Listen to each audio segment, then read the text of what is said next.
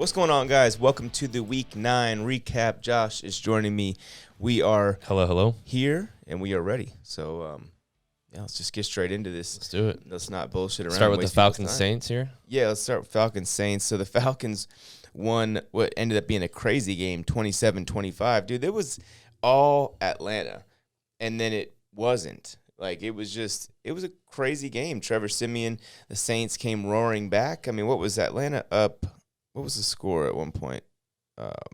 24-6. Yeah, 20. Yeah, and in the fourth quarter. Yeah. Yeah. So the Saints. I mean, look, this was two things. This was vintage Atlanta Falcons in that they lost last week in Atlanta to a reeling Panthers team, one that basically has no offense at all at this point in the season, and without Christian McCaffrey.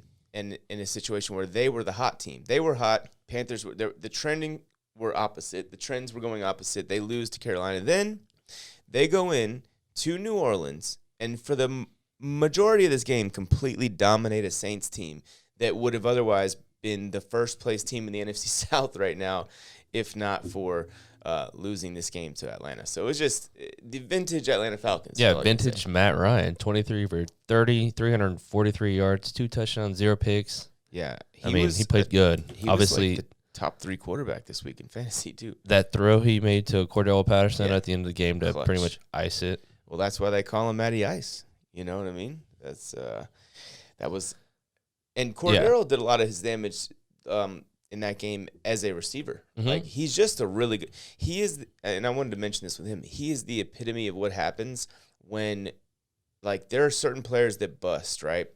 It's not always because they're not good enough. It's a lot of times it's because they didn't go to a place that utilized them to the best of their natural ability. Right.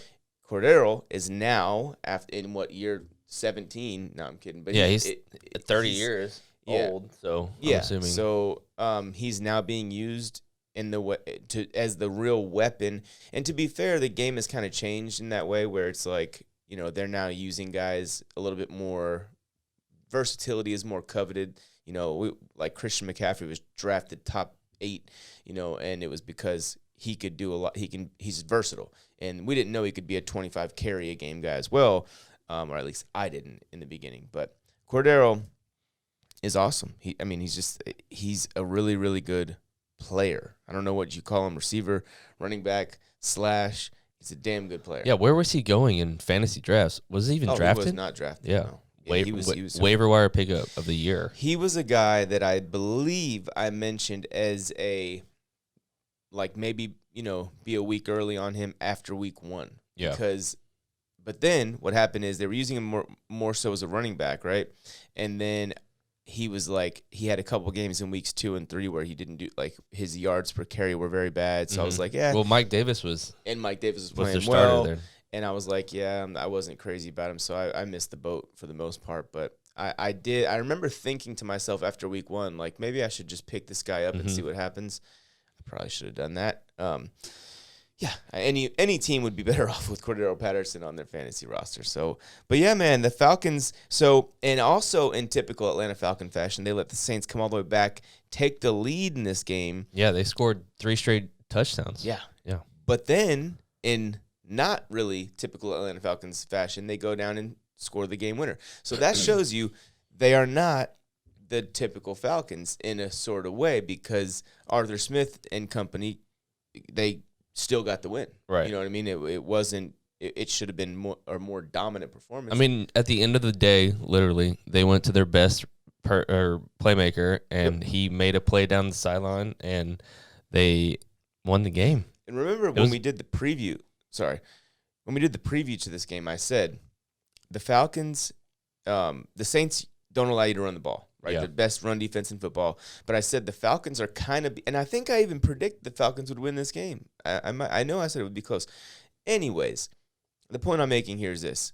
I said that the Falcons are built in the one way that could probably hurt New Orleans in terms of their offense versus their defense, in that they can throw the ball, right? That's the strength of their offense, and that's what happened. Matt Ryan, without Calvin Ridley, right, without Julio Jones, with Kyle Pitts having a pretty modest day. I think he had like 3 for 60, but still, he only caught 3 of 7. So it wasn't like he was dominating.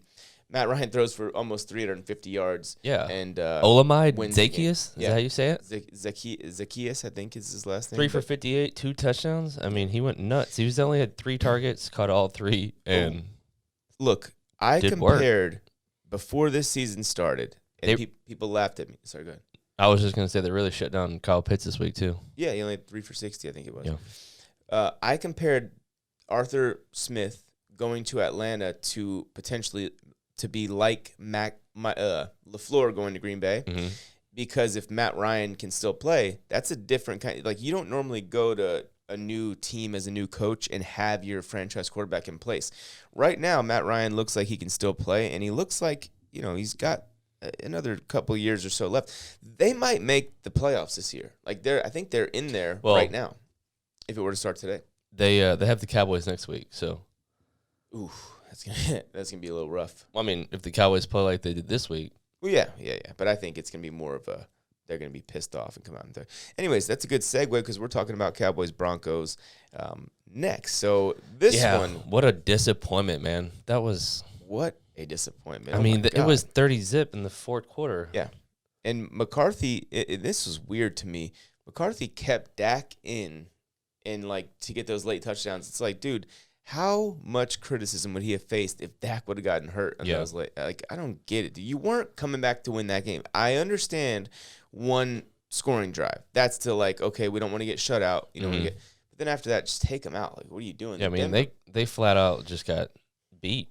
Yeah, and the Broncos defensive players were basically saying that like Von Miller getting traded was a wake up call to them, and that was kind of interesting. And they played rejuvenated. Yeah, they really did. I mean, Teddy did his thing. He was a top 5 fantasy quarterback this week as well. Javonte had 17 carries, 111 yards. Even though Melvin Gordon had the better fantasy day, Javonte was clearly the more dynamic player again, and I still think he's a good buy low. And yeah, man, I think that Javonte and Melvin Gordon combined for 38 carries in this game. Yeah, and then Teddy had 3 on his own. They had 41 carries. I mean, yeah. So how many plays did they run? They ran a lot of plays because they kept getting stops and 70. They kept having those long time-consuming drives. Yeah. And the key thing here is this game they would have lost this game potentially had they not, when they got into the red zone, turned them into touchdowns. That was the important part of what they did, and that's really and truly, other than their defense getting those stops early and getting those stops really all day, that's why they won. Yeah, I mean, they had possession 41 minutes to Dallas's 18. So that's how you control a they were on the offense. game most of the on the field most of the game. Tim Patrick went nuts, 4 for 85 on a touchdown. And he burned Diggs on that deep ball. Yeah. And that was huge because that made it 13-0 Denver. Yeah, I mean, he's leading in interceptions, but he also gets burned. He does give up some. I mean, he is young. So they've got him in when he drafted a corner that one year. We took 3. He described one of them as he's like that basketball player that'll score 25, but he'll also give up 23. Right. And and that's kind of what Diggs is. Not to that extreme, but that's kind of Diggs a little bit. It was definitely a off game for the Cowboys. Yeah, I mean, but at home, like in front of their home crowd, they did that. Like that was. Yeah, it was not what any of us were expecting. And I'm sure some of you guys, if you're in Survivor leagues, I'm sure you picked Dallas in that one because I even had him as one of my locks of the week that did not age well, as you guys have, as you normally do. You remind me when I miss, and I missed on a few of those. But yeah, man, the Broncos overall give me hope that maybe they can squeak into the playoffs after all, because the AFC is kind of I think there's several teams vying for that last spot or two, and Denver now is 5-4. They're in the mix. Yeah. Wow. So I think Dallas will be okay. Just real quick to talk about them. I think they'll be fine. I just think that they went in there, thinking, just like all of us thought, we got Dak back. We'll be all right this week. We're going to, we won in Minnesota without Dak. Now we're going to go dominate this team. And it just didn't happen. It just did not. Yeah, they came out flat. Situational football is so important.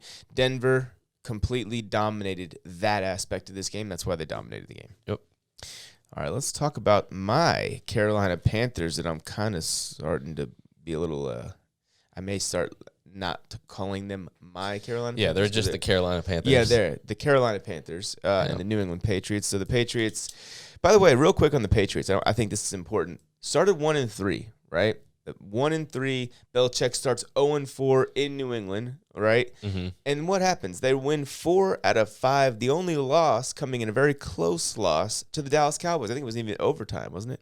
So they've won 4 of 5. And look out, because you woke up a sleeping giant potentially in New England. And I mentioned this, I believe, in a podcast I did, a solo pod last week, where I said teams that'll play better in the second half of the season. I mentioned the Patriots as one of those teams. I said maybe they can't catch Buffalo. I'm going to revisit that now, because we know what happened to Buffalo. New England plays Buffalo twice still in this season. So they're only, I think, a game behind them now, and they have 2 games against them. So who knows where Buffalo goes from here. We'll talk about them later. But New England is surging. The Ramondre Stevenson, Damian Harris combination, in my opinion, is very similar to, and don't freak out here, it's very similar to the Nick Chubb, Kareem Hunt dynamic, because I think Ramondre can be the pass catcher, the big goal line back, and like that Kareem Hunt typically is when he's in there. And I think that Damian Harris is Chubb, a great tackle box runner, that kind of guy. They're definitely getting him more involved as the season goes on here. Yeah, Ramondre looks explosive. As a receiver, he's really surprised me with what he's doing, just and how comfortable he looks as a pass catcher. On the other side of the ball, I mean, Sam Darnold, man. I mean, what can you say about the guy other than here? Look, the Panthers, like you said before we got on, passed on Justin Fields, passed on Mac Jones, and gave up a 2nd and 4th? And here's the thing. They didn't just pass on those guys, right? They did that, and that's devastating to me. I said it at the time. But they also exercised his 5th-year option, and I think they did so to be like, hey, we want to show Sam we have confidence in him. That is ridiculous. He should not be shown. Where's Drew Lock's confidence? Why nobody trade for Drew Lock? Like, why are these things not equal? It doesn't make sense. It's just the narrative, the pre-draft grades some people had on Darnold was just so astronomically high. But guess what? This is what he looked like at USC a lot of the time. Yeah, he turned the ball over a lot. Seeing ghosts again. I mean, he got intercepted on 3 consecutive possessions. Yeah. At this point, I think that they're saying there's something wrong with his shoulder. What I think they're doing is this. I believe, and I'll have to double check this, the 5th-year option money is guaranteed right now for injury.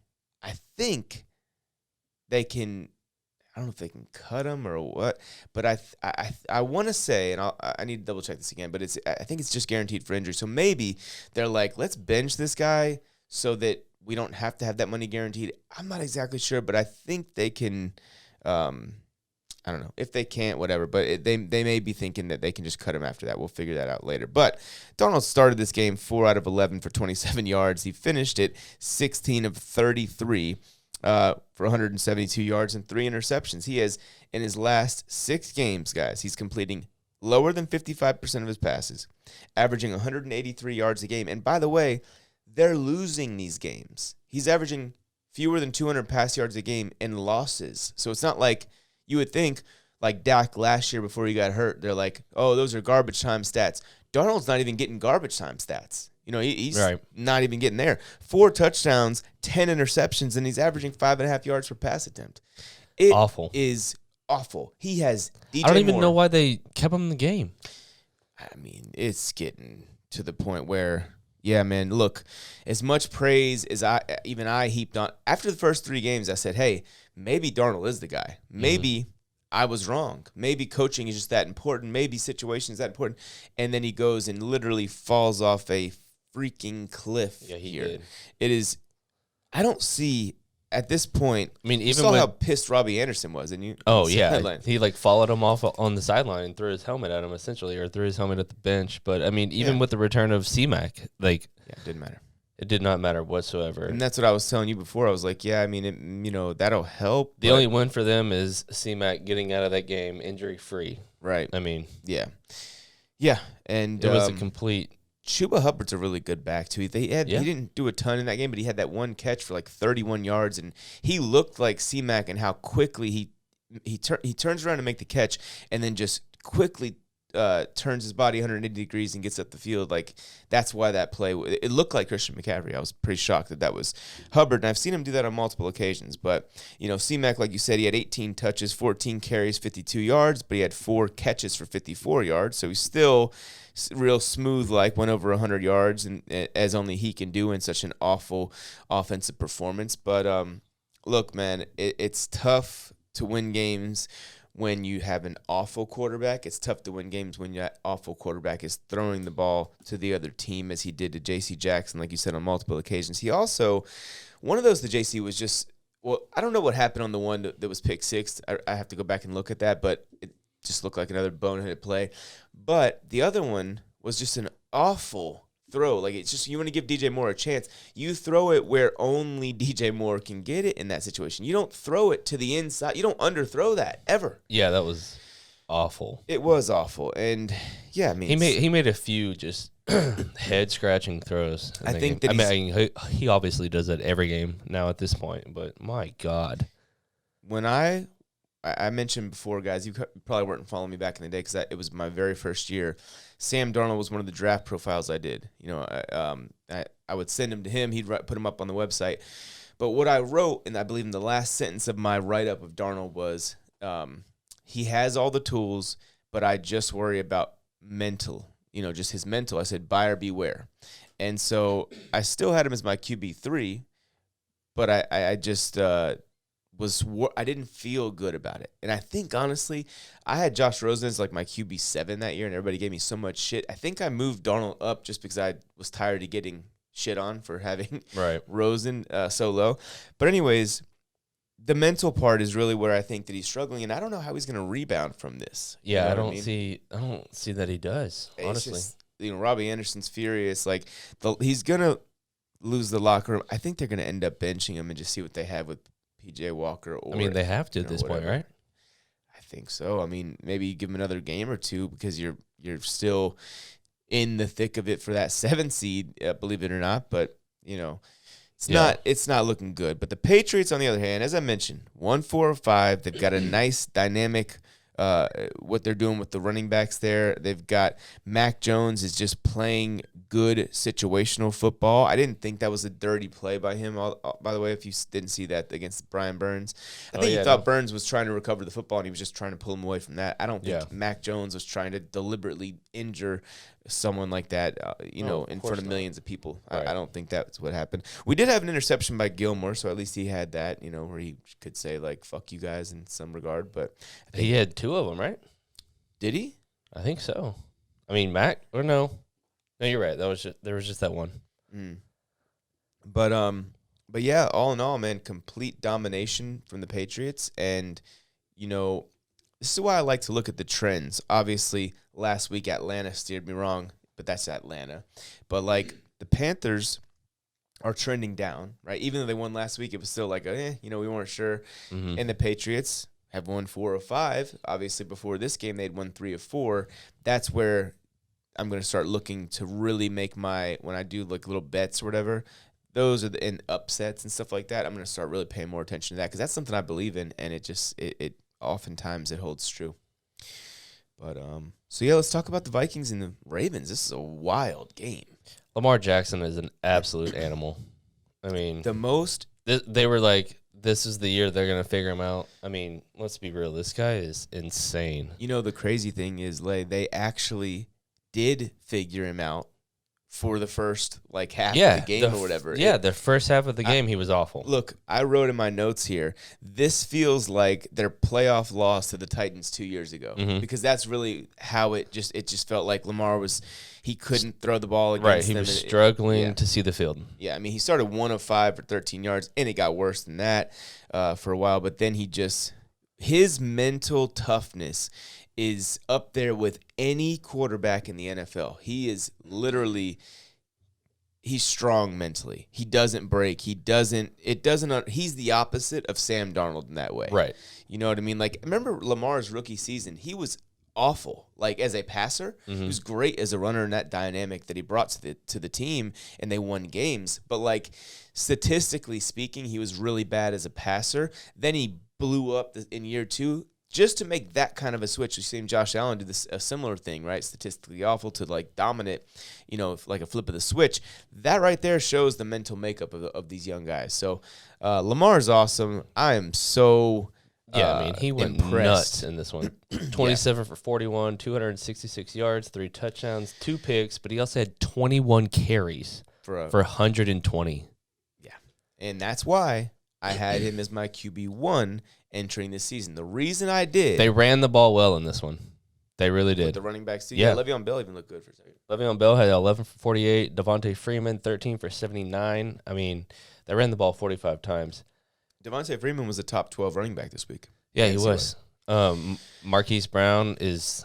Another 100-yard game. Yeah, he's for real. Breaking out this year. I've seen enough. I've seen enough to say, like, he's for real, and I've seen enough to say the Ravens are more than willing to put the game in Lamar's hands, obviously as a runner, but even more so as a passer this year, which is why I had him as my QB1. I thought, hey, he's in line to have his best year as a passer, and he's doing much more than I expected even as a passer in that way. So shout out to Lamar. The Vikings are a scrappy team, man. They really are. They were in great position to win this game. I mean, they finally got Dalvin Cook involved, as they should have. I mean, he had over 100. I don't even know how you have to vow to get him more involved. I mean, he was the top RB last year. It's like, get him involved. I don't understand. Anytime they've given him he's been a little bit of injury like this year, and maybe they're just limiting him. But, I mean... He had that 64-yard run on 3rd and 1. That, to me... 66-yard. Oh, okay. Yeah. That, to me, was like a game change. When we talk about situational football, that was the reason why they were in the position to win this football game to the extent that they were, because, that led to them going up 14-3, and just the Ravens also understood in situational football on their end of it. They went for it on those back-to-back 4th downs on that one scoring drive that really, had they not scored on that drive, I think it would have been, and this was like first half, I think it would have gotten ugly. I really think it was headed that direction. But yeah, Lamar over 120 rush yards, Hollywood over 100 yards, almost 120 receiving yards. Bateman played over 60 snaps. He was involved, and that's a good sign. Look for him to get more involved here towards the end of the rest of the season. I mean, he was second in targets with 5 for 52. Okay. Mark Andrews had 5 receptions too for 44 yards. He also dropped that touchdown early in the first quarter. Yeah, that was. Oh yeah, I forgot about that. Yeah. But my boy Devin Duvernay made a nice little catch. Did you see that in the back of the end zone? He did. Yeah, he's looking like maybe solid 3rd, 4th option kind of guy. They all of a sudden have went from like a bad supporting cast to actually a very deep at receiver. They also have Sammy Watkins, who I think didn't play in this game, but they have him as well. They've got some guys. But they did lose Sean Elliott, our boy from Rockwall High School. That's right. I knew he went to UT. I forgot he went to Rockwall. Yeah, Wow. I guess he went to Heath, but he's out for the year. I didn't know that. That's devastating. He tore his pec and his bicep, I believe. I mean, just tore it all over the place. But yeah. What a game. I mean, Lamar Jackson put the team on his fucking back, and they went down and fucking won the game in overtime. I mean... If you want a dark horse MVP candidate, it's Lamar Jackson. We're not talking imagine how they would look without him. They're 6-2 right now. What do you think their record is? They'd be 3 and they have if they had a guy like... They'd win. They'd be a 2 or 3 win team, and I only say that because I think their defense is very good and their offense. I mean, their coach is awesome. Yeah, of course. He's a Hall of Fame coach. But if you're the Vikings, keep faith. Your team is competitive. They're not going to lay down for anybody. People thought that Mike Zimmer had lost the locker room before this game. That was 100% clearly not true. He's a very good head football coach. And Kirk Cousins is a damn good quarterback. I didn't trust starting him in fantasy this week. He was a top 12, maybe even top 10 quarterback on the week in fantasy. So yeah, I mean he only had 187 yards. We had 3 touchdowns though. 2 touchdowns. Did he have a rushing touchdown? He did touchdown. That. Yeah, because I know he was the top over the 12. top. 10 running back, quarterback, fantasy-wise. But, yeah, man, so if you're the Vikings, hey, your defense is good. I know they scored 34 points, and you can get all, feeling a certain type of way about that. But that first half, you gave Lamar Jackson about as tough of a half as any defense has done this season. Really, like the Bengals did a great job on him the week before the bye, but this is after a bye where Harbaugh and company are just awesome. And Minnesota came on the road and really gave them hell and could have, and I could say even should have won this game. So it was an impressive effort on their part, in my opinion. Where are we at? Browns, Bengals. This was a hell of a game. I loved. Yeah. Well, they dominated. Yeah, I love that they got this W. I think we both called this game. Yeah, I'm not sure. Baker Mayfield got the monkey off his back with Odell, and the prima donna cancer of the team is gone. And I think he had a reception for like 7 or 8 different receivers in this game. That's how he wants to play. Yeah. And that's where he's at his best. Yeah. And he only completed 14 passes. Yeah, and he only had 218 yards, 2 touchdowns. But my God, Nick Chubb, this guy is just an absolute pure runner. He's got breakaway speed. I mean, this guy is a monster. 14 for 137, 9.8 average, 2 touchdowns, a 70-yard fucking touchdown. He does that. Turn the Jets on. The only guys capable of that in the NFL are Christian McCaffrey, Saquon Barkley, even though they're been banged up lately. Derrick Henry, who's out now, of course, and Jonathan Taylor and Nick Chubb. Those are the only 5 guys that are legitimately capable of doing that consistently. He's an animal. Your boy Donovan Peoples-Jones had a nice little 60-yard touchdown. On 3 targets, 2 of 86, averaged 43 yards a catch. Yeah, I think he's leading the NFL. I just saw on Twitter somebody said he's leading the NFL in yards per reception. So shout out to Peoples-Jones for that. But, look, man, I said it before this game in the preview. I remember saying every time we want to doubt Baker Mayfield because of his, he struggles, and then we're like, oh, Baker's not a franchise guy. Every time we go that route and we're sure, quote unquote, sure about that, he comes out and plays well. And 14 of 21 for 218 yards, 2 touchdowns, no picks. That's not Mahomes' elite statistical production, but what it was phenomenal situational football. Yes. Big time accuracy on the deep ball, and it was just Baker being Baker. This is how they want to play football, man. They want to run the ball effectively. I mean, that's how you win games in the NFL. You run the football. And their defense obviously showed a big Denzel Ward at the 99-yard pick six or whatever it was. That was nasty. Huge to make it 7-0 Browns. Because think about that. Momentum in situational football, right? Since he drives all the way down the field, the Browns commit a bad penalty, if I'm remembering this correctly. And then Cincinnati now is in a goal-to-go situation. Picked, taken to the house, Denzel Ward. Wow. Yeah, on the other side of the ball, Joe Burrow was bad in this one. I mean, he just had the mistakes. He was 28 of 40, 282, 0 touchdowns, 2 picks. So you're right. Took 5 sacks. He took 5 sacks. The Browns defense looked kind of how they were looking before that Chargers game in this one. So if you remember, before that Charger game, they were really, really dominating. They looked awesome as a defense. I mean, let me go back and look at their numbers before that. But the point is, they looked like they returned to form. I mean, they went through a 2-game stretch where they only allowed 6 and 7 points, and that was to Chicago and Minnesota. So that's kind of what they looked like in this one, because again, they only allowed 16 points to Cincinnati, who had just put up 41 or over 40 against Baltimore the week before. So Joe Mixon had a good fantasy day, and he was 13 for 64 and 2 touchdowns on the ground. That was fine. 5 for 46 through the air. Yeah. And 5 targets. Your boy T. Higgins, 8 targets. Yeah, 6 for 78. I told you what was about that. Jamar Chase finally didn't score a touchdown, which is disappointing. He had his worst game as a pro, but he's still a phenomenal player. He had 13 targets. I mean, yeah. And the thing about it is, he had 13 targets in this game. That's fine. That means T. Higgins is going to eat, though. Even if what did we see? With 8. We saw a more efficient T. Higgins, and we saw a less efficient Jamar Chase in this week, and that's why. Because defenses are trying harder to make to get them to throw the ball to somebody else. They're not going to let Chase beat him anymore, and that's kind of what we'll see moving forward. He also lost a fumble in this one. So yeah, it was a little down game for Jamar. A little bit of a rough game for him. And man, I think that the Browns would have been even.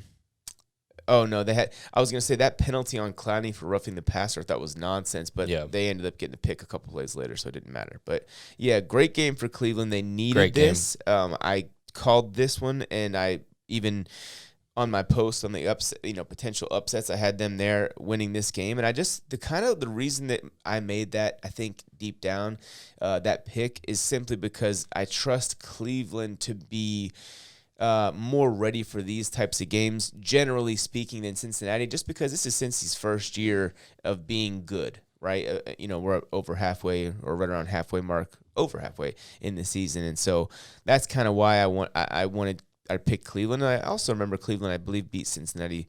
I believe they beat them both times last year. So I just want to give a shout out to Anthony Walker, the linebacker for the Browns, had 14 tackles in this one. Wow, that's awesome. 14, 12 solo, 1 sack, and 1 tackle for loss. I liked him coming. I can't remember when he went to school. I think it was like Northwestern or something, but I liked him. Yeah, he was at Northwestern. Okay. But yeah, Browns are now right back in it, and I know this division's up for grabs. It's sort of up for grabs, but Baltimore eking out that victory really, really helped them. But yeah, Cincy's obviously still right there in it. They're all playing really well. This is a devastating loss for Cincy. I'm curious to see how they bounce back. We got Week 10 on the other side of this. Yeah, who does Cincy play next week? They're on their bye week. They're either on their bye or they play a night game because we don't have it here. But anyways, point is, I am very curious to see how they bounce back because it was a devastating loss and a huge win for Cleveland. It was basically a must-win, and Cleveland was the more desperate team, and it showed. So, yep. All right, Bills. I don't even want to talk about this one, dude. I'm so sick. Bills at Jags. Yeah. It was gross. As I mentioned, guys, I was in a Survivor League. $6,500 on the line. 11 players to go in the league. I picked the Bills against Jacksonville because it was the perfect situation. I'm like, oh, I haven't even used Buffalo yet. And guess what? They played Jacksonville. Ha, ha, ha. This was an miserable, ugly one. I mean, just ugly. Let me just use one example of why balanced offense is crucial. The week before this week, right? We saw Jacksonville go to Seattle. We saw Geno Smith had a stat line something like 21 of 24 for 206, 2 touchdowns. It was like perfect game, easy game for Geno. Why? Because they ran the ball. They ran it more times than they threw it. Buffalo had the genius idea to go into Jacksonville and say, hey, fuck it. Let's drop back to pass 50 times and only hand it to our running backs 9 times. 47 pass attempts, 14 carries. Yeah, but they dropped back to pass 50. He was sacked at least 3 times. I don't know how many. 4 times. It was a lot. And he scrambled on multiple occasions. It was like 52, 53 probably called pass plays. Yeah, I think that's the one thing that hurts in Buffalo is they have no run game. Well, they don't want to. I know they don't. It's their own fucking fault. But even when that's because I think they just know that they all suck. I mean, Devin Singletary, Zach Moss. I mean, yeah, they can get 12, 13 carries apiece, but I mean, 6 for 16, 2.7. Zach Moss had 3 for 6. Obviously, the opportunity was not there with them. Give these guys the football more. You got to give it to them more. I don't care. I don't know. Yeah, I don't know if they just want Josh Allen to play hero ball every game because it feels like that's what he's trying to do. I feel like, and I respect this coaching staff so much, so it's going to hurt me saying this, but I feel like they want him to be the hero too much. Yeah. I feel like they want him to be the MVP. They want him to be all that and more, and I just think they need to play good football. They need to play sound, balanced football. Like, look at, and I know Carson Wentz is not Josh Allen. I get all that, but look at how Indy's, approaching their utilization of Wentz. They're trying to be dominant on the ground, and it will help any quarterback to have a run game. And when you're throwing it at a literal 5-to-1 ratio, pass to run, like, you're not gonna have success. Yeah, especially because that was clearly a matchup with that Jacksonville pass rush that did not favor Buffalo in terms of how they were going to pass protect. I'm disappointed in the coaching staff in that game. Yeah, it was ugly. I mean, they didn't even score in the second half. Yeah. I mean, and that's the thing, too. It wasn't a game flow issue. They were either winning or tied for the far majority of this game. Yeah.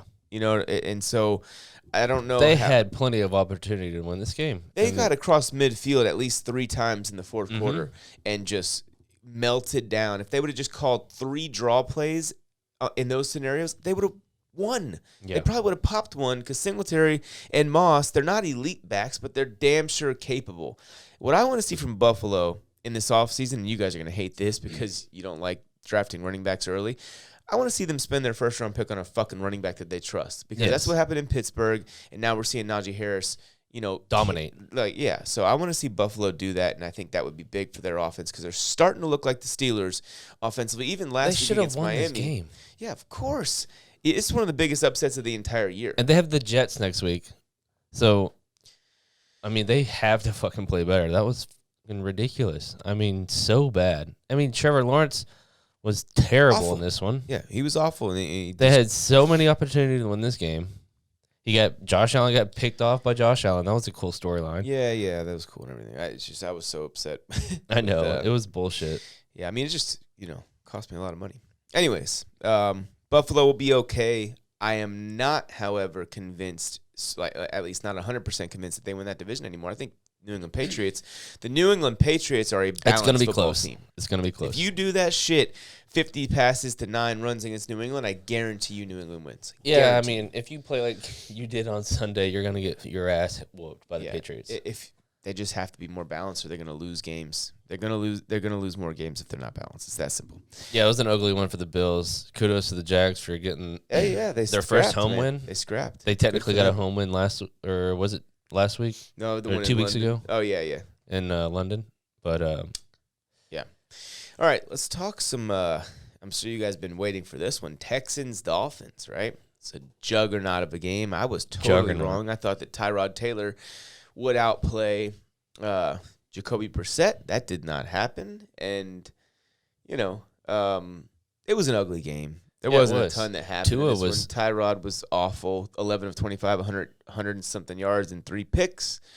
Tua was out. Yeah, that was weird. I was fully expecting him to play, picked him up for waivers to cover for Kyler Murray, and then all of a sudden, an hour and a half before the game starts, they rule him out. Yeah. So, like you said, Brissett got the start in this one, 26 for 43, 244 yards, 1 touchdown, 2 picks. Gaskin, came back to life. You never know what to do with this guy. This guy is up and down. 20 carries for 34 and a touchdown. I think he had like 6 You say 20 carries for 34 yards? Yeah. Averaged 1.7 yards a carry.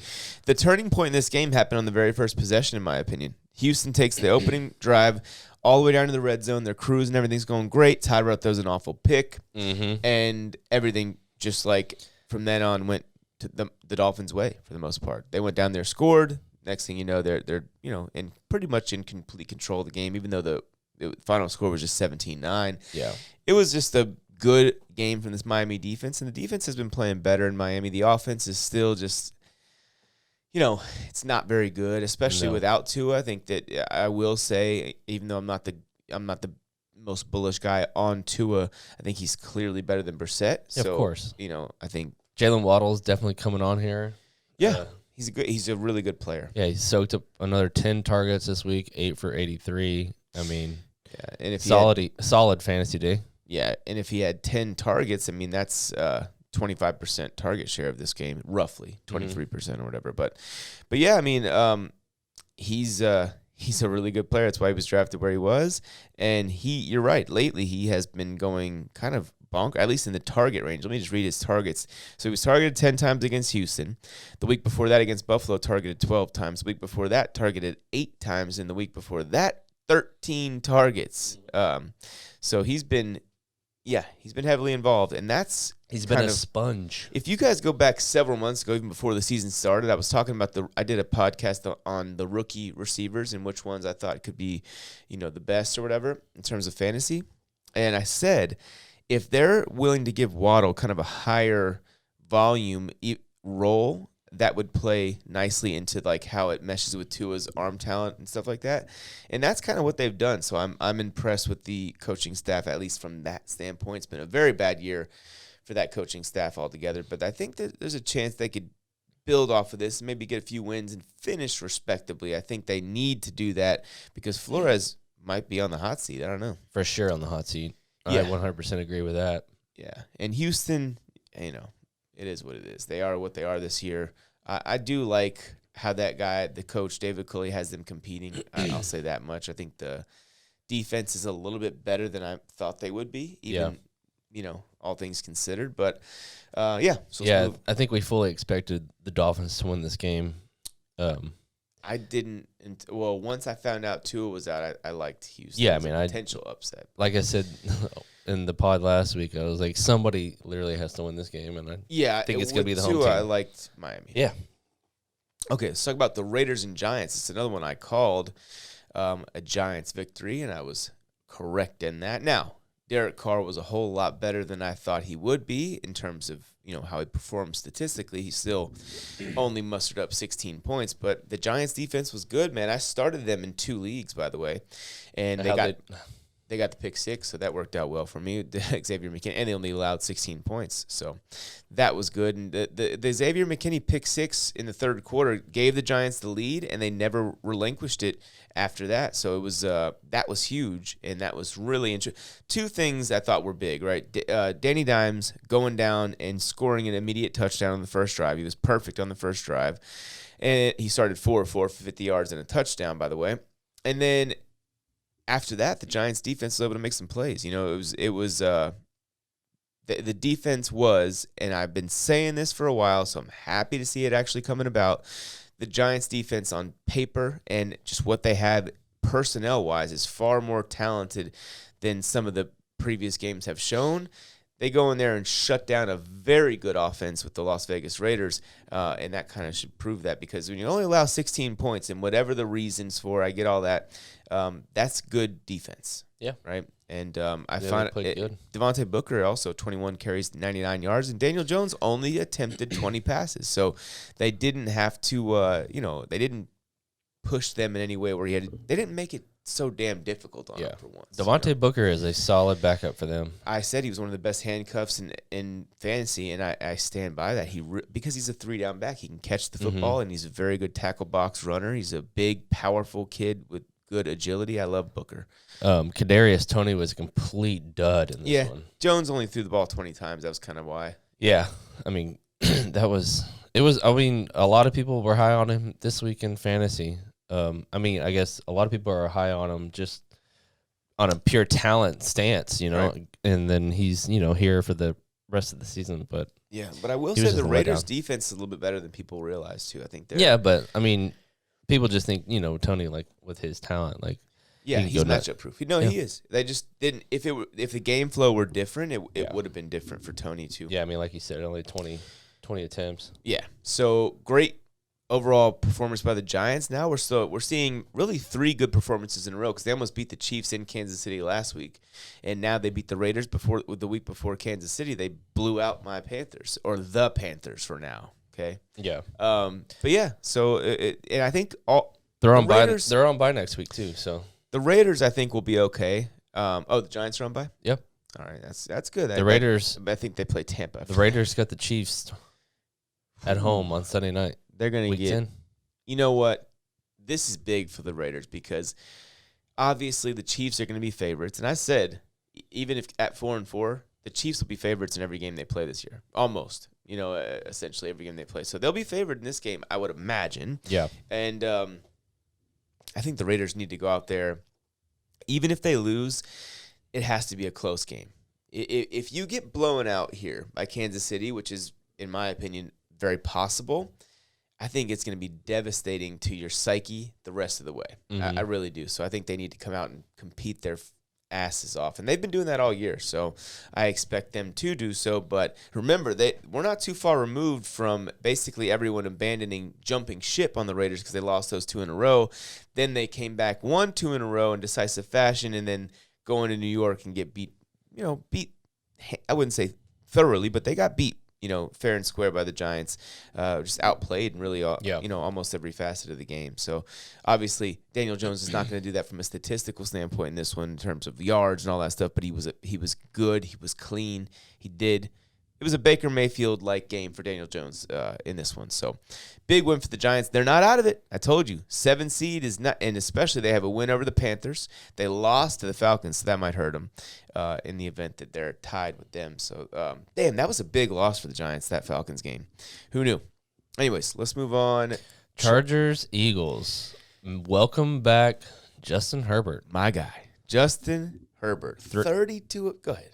Yeah, 32 for 38, 356 yards. One more time. 2 touchdowns, 0 picks, 356 yards. Yeah, over 9 yards an attempt, almost 9.5 yards. Yeah, where has this been? Come on, Justin, get your shit together. Yeah, and he had a rushing touchdown. Yes. So did his thing. Yeah, Keenan Allen went nuts in this one. Hit 13 targets, 12 receptions, 104 yards. Yeah. Mike Williams he needs to get healthy. I think he's just going to have those kinds of weeks where he's just 2 for 20. Yeah, but I think he's nursing an injury right now. I think I said before this game, and maybe it was on the Sit Starts pod, I said Mike Williams is just going to have those games where he goes 2 for 20. And I think he literally went 2 for 20. No, he had 2 for 58, but he also had 58? He also had a 49-yard catch. So. Oh, wow, I didn't even see that. Yeah. Anyways, point is, Austin Eckler, 20 touches, 82 yards. So yeah. that was a solid game by him. Little disappointing on the fantasy front. I'm sure you're disappointed you benched Devontae Smith. Yeah. Wow, for Jalen Hurts only attempted like 17 passes. For Smith to catch 5 for 116. Yeah, that touchdown that he made was awesome. Oh yeah, the way he stretched. I mean, he's a smart player. Obviously, he was the best player in college football. Won the Heisman. This guy's an animal. Had his best game of the season. 5 for 116, touchdown, 6 targets. He was solid in this one, and. Like I said in the last pod, it's hard to play in Philly, and this game came down to the end. And Philly's a competitive team. Yeah, Jalen Hurts looked. I mean, you could just see the life sucked out of him when they went down and kicked the field goal. Yeah, but I mean, this guy's competitive, and he's a good player. He's a gamer. Yeah, he is. I think he's a franchise quarterback. I mean, I just don't think this coaching staff really believes in him. I don't know. They're not so sure about him. I think they think he's maybe a placeholder right now until they can draft somebody else. But if they really get in the trenches with this guy, I think he could be something special. Look, he turned in, by the way, another top 10 quarterback performance for him, or top 12 at least, at the very least, fantasy-wise. But look, if they play this way, and what I mean by this way is they carried the ball a combined 39 times in all, Jalen Hurts carries and everything, 39 times for 175 yards and 2 touchdowns. 176. 176 yards. I was just doing the math in my head. Yeah. But the point is 39 carries to 17 pass attempts. Yeah. It doesn't have to be that dramatic, but when you get Miles Sanders back, your best player on offense, you're going to be in a position where I think that you're going to be very difficult to deal with, because you know what you're missing right now? You're getting a solid 4 or 5 yards a carry from Howard and Boston Scott. By the way, Gainwell just 2 carries.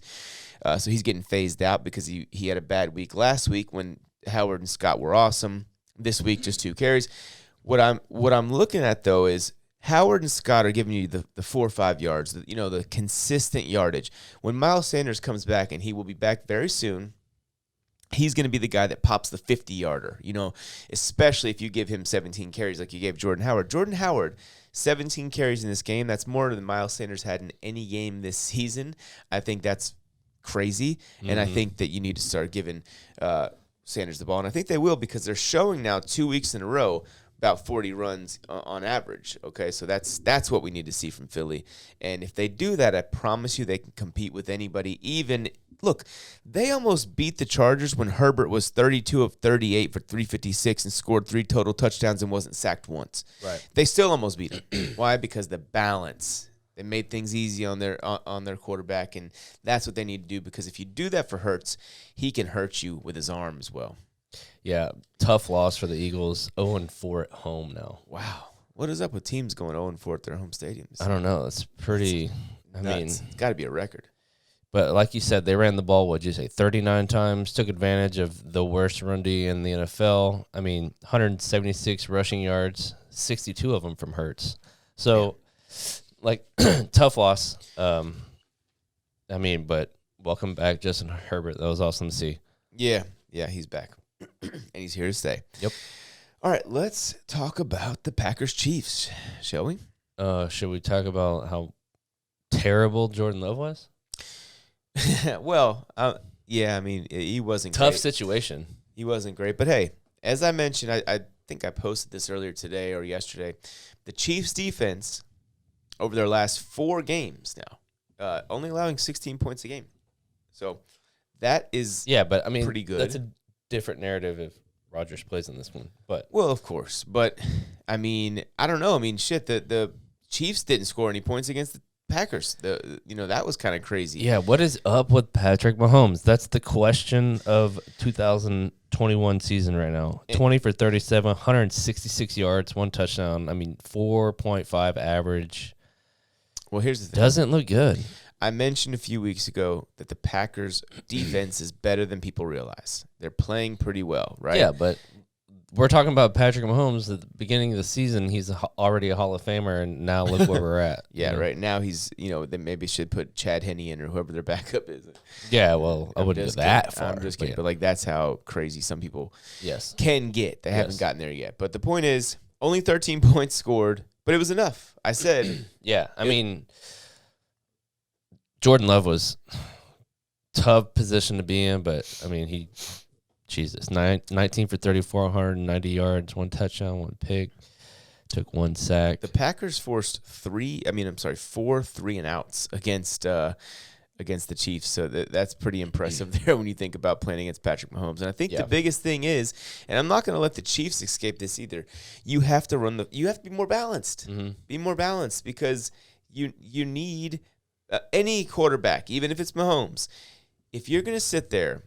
And I think the Titans really showed us what can happen because if you're going to sit there and not threaten us with the run game, then we're going to play too deep and we're going to defend everything over top. We're going to force Mahomes to be patient. And while your new offensive line is meshing, right, in terms of their getting their pass protection cohesiveness in order and all that, they're going to, if you play against good teams with good pass rushes like Buffalo and apparently Jacksonville now, and like the Titans have their pass rushes woken up last few weeks especially, you're going to have a hard time, right? Because Mahomes doesn't want to be patient. Mahomes wants to chunk that thing deep down the field, and so that's where the problem can lie. So I probably should have predicted more of a lower scoring game in this one simply because the Packers defense is playing well, and that's kind of the way they play defense anyways, so I should have had that.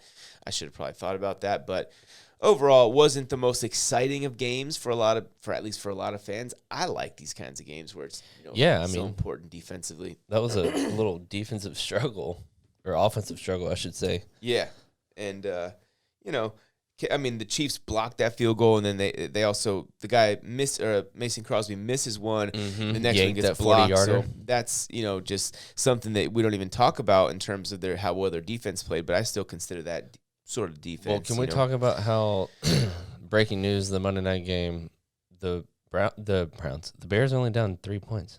Yeah. They're coming back. Peeking at it. It's not the most exciting of affairs, but I'm gonna rewatch that.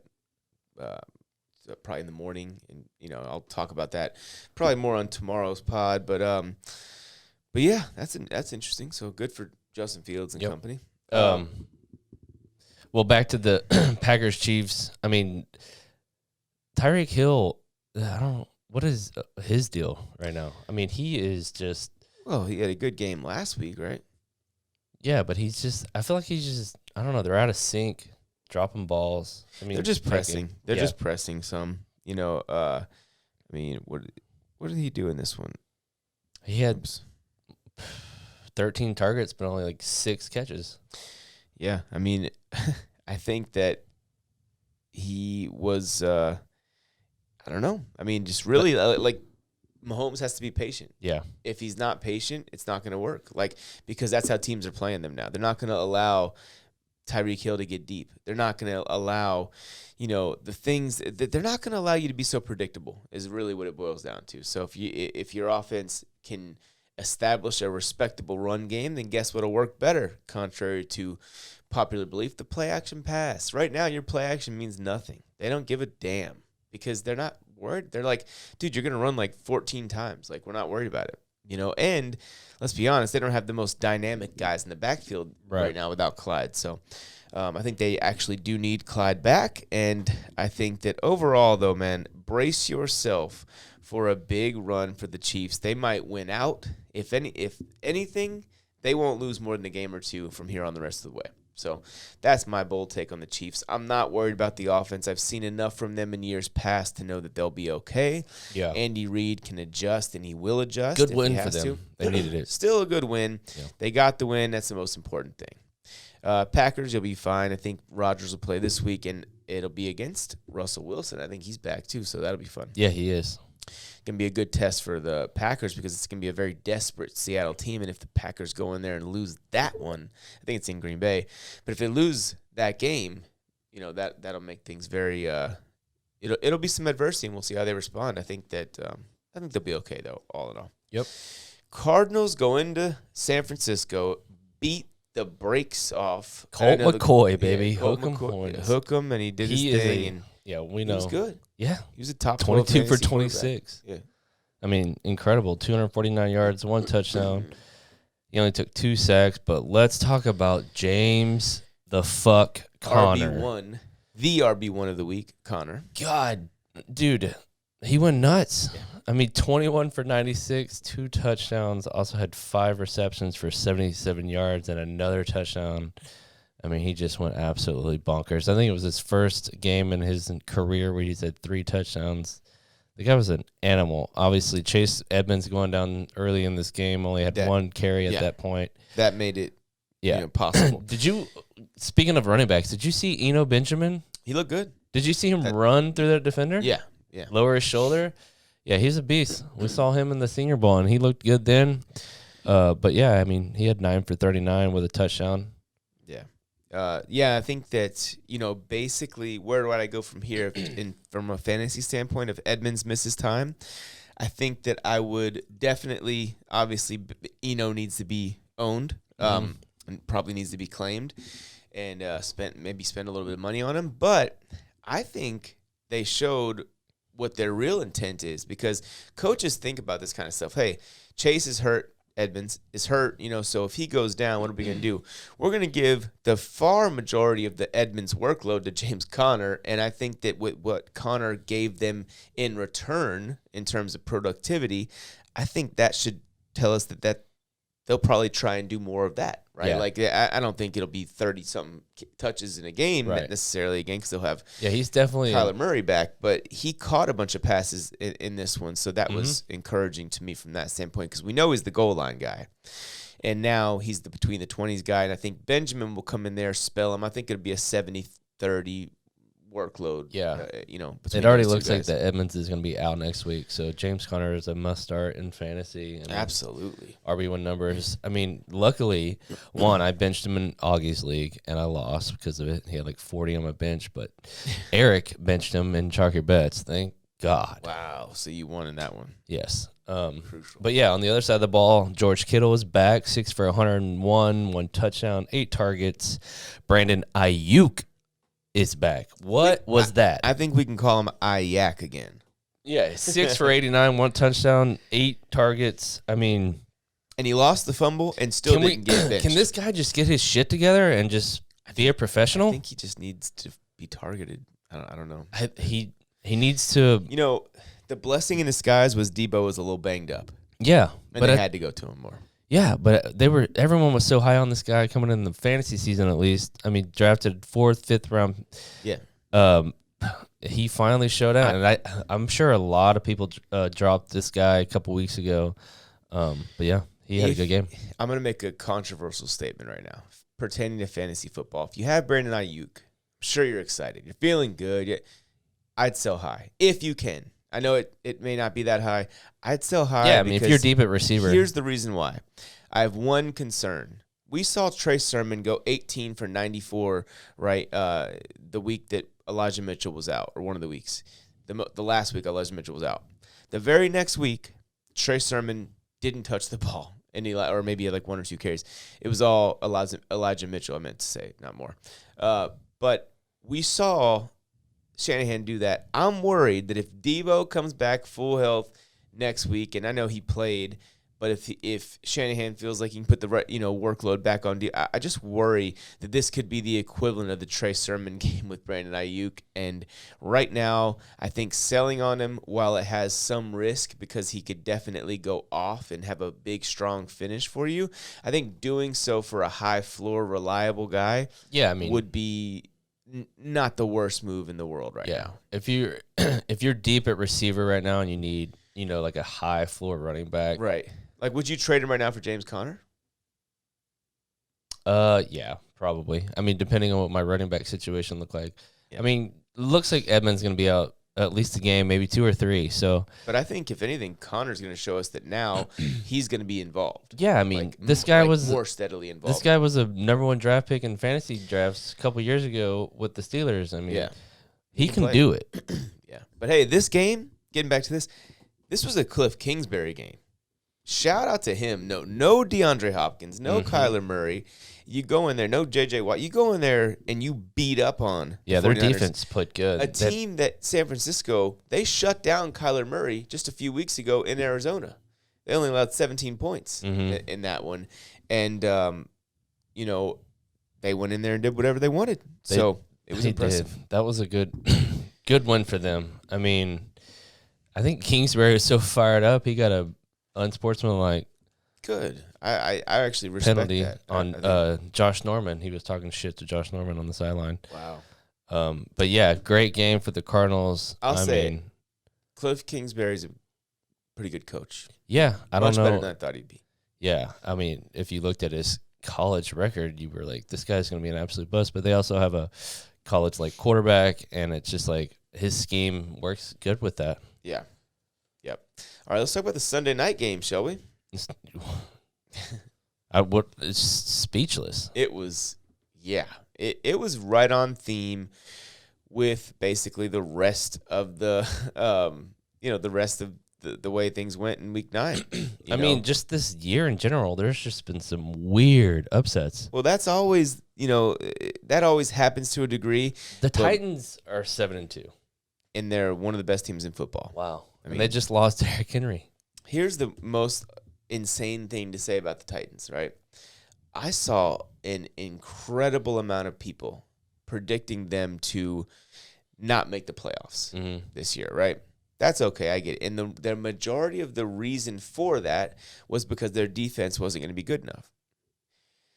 They are, dare I say, one of the best defenses in football the last few games. I mean, they're definitely the only defense that has ever held Patrick Mahomes to just 3 points. Yeah. Right. Even in the Super Bowl last year against the Bucs, he got more than 3. Right. So when you look at, and I know the Colts just scored 31 against them, but when you look at what they've done the last 3 games, right? So 34 plus 16 is what? 50. They've allowed 50 points in the last 3 games. Okay, what is that? 50. I'm not great at math, guys. Be patient. 16, almost 17 points a game. That's pretty damn good, right? And especially when you consider that you played the Kansas City Chiefs, the Colts, and the Rams. Okay, in LA. I mean, and you gave up a late touchdown to the Rams, right? Because you were completely dominating them. In really every area, right? 5 sacks on Matt Stafford. You've sacked him 5 times. You picked him twice. You return 1 for a touchdown. What did they return? 1 or 2 for a touchdown? I think just 1. Yeah, and then they had another one return, I think, pretty far. But the point is, it was complete domination. You know what I mean? And the reason that this team is getting so much better defensively is because they're sacking the quarterback now. The pass rush. Yeah, that tackle. What's his name? Jeffrey Simmons. Defense, yeah, he's an animal. Remember, he was a top 10, top 5 guy. Yeah, he just had a torn ACL. They made the risky, move of drafting him in the first round, even after he just tore his ACL a few weeks before. or I'm sorry, a few months before the draft, And they didn't give a damn. They said, "Fuck it, we'll take him anyways." Yeah, you know? Kevin Byard is a stud Oh, too. absolutely. The guy's an absolute stud. But this Titans team has a really good balanced defense, okay? And they're also balanced on the offensive side of the ball. Mm-hmm. But, like, defensively, I like what they're doing up front with the pass rush now. It's cranked up and rolling the last few games. The secondary is actually good, and the linebackers are decent. I mean, they're a good overall unit, right? Adrian Peterson got in the end zone, by the way. You know, He's back. I mean, obviously, you have to respect AP all day. I mean, he's had an amazing career. He's just a class act kind of dude. Just gets signed off the street, essentially. He's ready. A lot of people in fantasy went after Jeremy McNichols this week.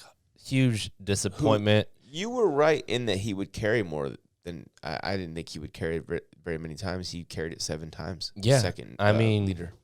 Deontay Foreman, my Longhorn boy, got signed too as well. And right. I mean, it was a weird game on offense for them. Ryan Tannehill threw for 143 yards. I mean that it was. I'm not saying that to criticize him. I'm saying that to say they were balanced. Yeah. He attempted 27 passes, dropped back to pass, I think 31 times or whatever. Mm-hmm. But the main thing, 30 times. The main thing is they ran the ball, let's see, 10, 17, 22. They ran the ball 24 times, and they passed it 27, right? They were balanced on offense. They were balanced on defense, and the Rams weren't. You know what I mean? The Rams thought, like, hey, we're just going to go out there and do our thing like we normally do. I think they underestimated the Titans. I think they said, oh, they lost Derrick Henry. They're depleted. We're the Rams. And they got their asses humbled.